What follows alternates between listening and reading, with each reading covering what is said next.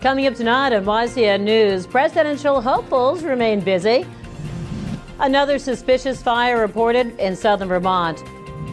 And both New Hampshire U.S. senators support the new chairman of the Joint Chiefs of Staff. For more news, weather, and sports, it's time for YCN News, your local view.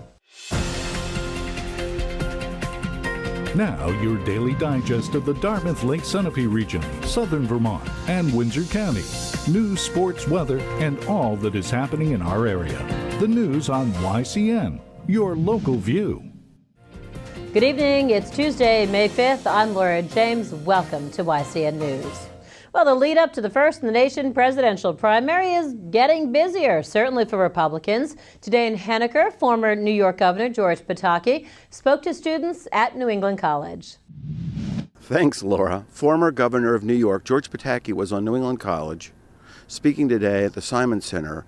There was a town hall style meeting. People from the college, people from the town of Henniker and surrounding towns, really where George spoke for just about 2 minutes and then turned it over to question and answers. A wide range of issues were discussed today. The first question we were able to ask the governor at the end of the town hall session was, what's he hearing from the voters of New Hampshire? It's about concern for the future. Young people are worried, can they get a job? Others are worried about, are we safe, particularly after what happened in Texas or over the weekend where these Islamic radicals wanted to carry out a terrorist attack. So security, opportunity, and how are we going to regain confidence in the future? And this is America. We can and we will. The governor addressed a number of issues in there, and we wanted to focus on what his main priorities would be should he run. Well, I think there are two broad things. First, reduce the size, the cost, the power, and the intrusiveness of the federal government. Throw out the entire tax code, simplify it, lower the rates, create jobs and opportunity that way, and then strengthen our military and let our allies know they can trust us and let our enemies know that they should be afraid of us because we're going to protect our security, we're going to protect our freedom, and we're going to stand with our allies. Finally, we pressed the governor to find out whether he was going to run. If I were to bet, I'd bet that I will run this race. It's I think a very critical point in American history. Are we going to have Washington dictate how we live our lives, or are we going to let the people tell the politicians what they should do for us? And we just see the power of Washington growing constantly. It's got to stop. It's got to stop now, and that compels me towards making the decision to get in this race. He evaded it nicely, but I think in the end we're going to see him back in New Hampshire as a candidate. But right now, it's back to you, Laura. Also today, former Arkansas Governor Mike Huckabee declared a second run for president. Huckabee also ran in 2008. New Hampshire Governor Maggie Hassan says today the state has found money to put back into the nursing home budget. The Department of Health and Human Services and the governor will implement a House Finance plan to restore funds for nursing homes. The plan would use an unexpected surplus from the Choices for Independence program to ensure a balanced health and human services budget. Business tax revenues to the state are lower than expected. To help make up for the shortfall, executive branch spending has been cut by $18 million out of state travel. Hiring and equipment spending also has been frozen.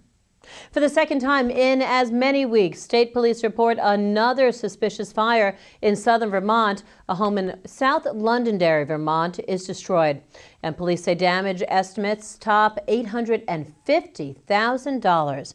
The 5 p.m. fire took down a home at 2687 Under the Mountain Road. The seasonal home is owned by Paul and Phyllis Schnittman of Wesley Hills, Massachusetts. No one was home at the time of the fire. First responders did not suffer any injuries. There is a reward offered for information resulting in an arrest of the person or persons who may have set the fire. The contact information appears on the screen.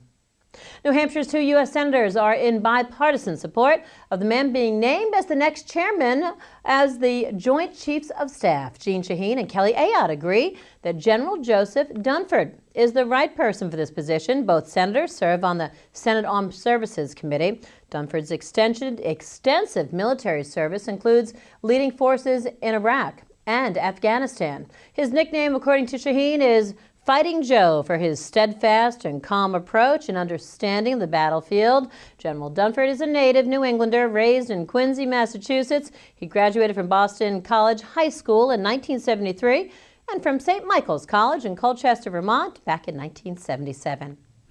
Coming up on YCN News, work continues on the New Hampshire state budget, and in local high school baseball action, the Newport Tigers put a check in the win column. Mike Pizzone has details, plus a look at a decent weather forecast, all when YCN News returns. The YCN News continues in a moment. Welcome back to YCN News. I'm Laura James. Work continues on finalizing the New Hampshire state budget. The spending plan is $11.2 billion and will cover the cost of services and programs over a 2-year period. With casino gambling now off the table, other issues to debate by lawmakers include what electronic benefit transfer, or EBT cards, can and cannot buy, and legalizing in small amounts of marijuana through decriminalization plans. The New Hampshire budget is expected to be completed by early June. YCN News will keep you updated. In Vermont news now, Robert F. Kennedy Jr. spoke to lawmakers today about keeping a philosophical exemption from some vaccines, including against measles. Vermont Digger reports RFK Jr. spoke to the members of the state's House Health Care Committee to support Vermont parents who oppose mandatory vaccinations for school-age children. A bill in the legislature does not remove medical or religious exemptions. Vermont has the second lowest rate of vaccinations in New England. YCN News will update you on the story in tomorrow night's broadcast. Well, it may be Cinco de Mayo today, but Mother's Day is just around the corner, coming up this Sunday. And River Valley Chronicle host Elizabeth Durazio sat down with Melissa Richmond to chat about details on the Claremont Center for the Music and the Arts Mother's Day Luncheon. Their discussion is coming up next on YCN News. The YCN News continues in a moment.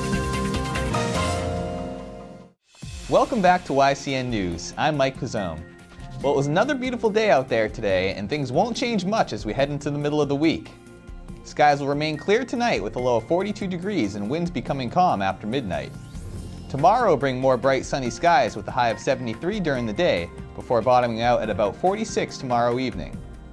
Thursday will be equally as bright with more sunny skies and a high of 77 during the day and a low of 54 Thursday evening. Now let's take a look at our community calendar to see what's happening in the region. The Kilton Public Library in West Lebanon, New Hampshire is hosting a panel discussion on transitioning from high school to college athletics from 6:30 to 8 p.m. The discussion is free and open to the public. Call the number on the screen for more information. The American Legion Hall on Court Street in Windsor, Vermont is hosting a free community dinner tomorrow from 5 to 6 p.m. All are welcome to attend with a wide variety of food and drinks on the menu. The Ladies Auxiliary of the Croydon Fire Department will host its weekly bingo night on Thursday at 6:30 p.m. at the Claremont Senior Center off Maple Avenue. The event is open to anyone ages 18 or older. There were a lot of big rivalry games yesterday with local baseball and softball teams going head-to-head, so I headed over to Bill Bates Field in Newport to watch the Tigers take on non-divisional Sunapee. The Tigers benefited from an uncharacteristic 6 Sunapee errors and a strong performance from senior Andrew Hood on the mound, earning a 15-5 victory in 6 innings over its non-divisional rival. The Lakers headed into the 2015 season as the defending champs with 3 titles in the last 4 years, but Coach Tom Frederick's team was anything but dominant yesterday as a sour second inning turned a 1-0 lead into a 5-1 deficit for the visiting team. Shortstop Spencer Coronas jump-started the inning when this single up the middle put 2 men on for Hood, and Hood promptly responded by belting this Will Austin offering into left field to pad his lead. Newport added 6 more runs in the 4th with help from this RBI single by Dawson Campbell, and 4 more in the 7th to wrap up an early victory and improve to 3-2 on the season. The Lakers tried to make things interesting when a 4-run 4th inning cut the deficit to 11-5, but Sunapee couldn't claw back further, falling to 4-2 on the season with its second straight loss. Hood went the distance from the mound, allowing 4 earned runs on 5 hits and 4 walks while striking out 13. Austin suffered the loss for Sunapee after throwing 79 pitches in the game's first 3 innings. I spoke with Newport coach Tim Spanos after the game, who said that while he's certainly happy to come away with the win, he wasn't exactly thrilled with how things played out. That's a good team, well coached. They had a rough one today, uncharacteristic of Sunapee teams, I think, today. But we gave them almost every out they got. I mean, they gave us a whole bunch, but we struck out so many times on balls in the dirt, 10 feet over the heads. So, I mean, it turned out about right. I mean, I hate to sound crabby after a 10-run win, but, you know, there's some things out there that just didn't like and, you know, again, got given a lot of stuff by Sunapee, who normally doesn't do that. Hood, on the other hand, was a little more nonchalant about his team's shortcomings, saying his team will only improve as the season progresses. Oh, I think we just need to get on the field a little more. I mean, I think this is our second real week on the field, so I'm sure it'll be fine. I mean, yeah, it's a great win. Helps us on our record. They're a decent team, and it's a good win. Sunapee will try and bounce back from its 2-game skid today when it travels to face Derryfield, and Newport will be back in action against Fall Mountain tomorrow. It was a special night in Walpole, New Hampshire last night as the Fall Mountain and Stevens baseball teams took part in the 6th annual Kirby Cup Memorial Baseball game, honoring the life of Ethan Kirby, who was a Fall Mountain student tragically killed back in 2009. The Wildcats headed into the night with wins in 4 of the last 5 Cup games, but it was all Stevens yesterday as Cardinals ace Chase Hussey threw a 1-hit shutout to help the team snap a 2-game skid to improve to 4-2.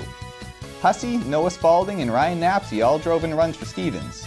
Brandon Heath threw well for the Wildcats, allowing 1 earned run on 8 hits while striking out 7.